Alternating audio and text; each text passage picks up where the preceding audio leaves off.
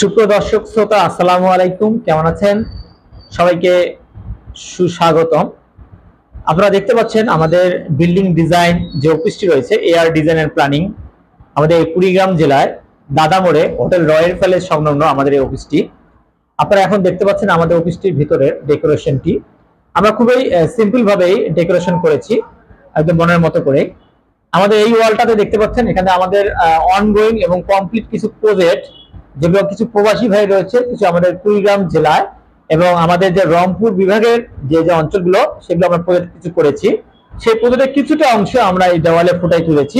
আমাদের কিছু running project আছে এবং কিছু কাজ চলতেছে।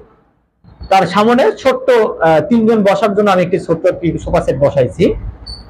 আমি কিন্তু সিম্পল হয়ে আমি এই প্রজেক্টটা আমরা আমাদের যে অফিসটা করেছি তেমন জাঁকজমক করে করা হয়নি।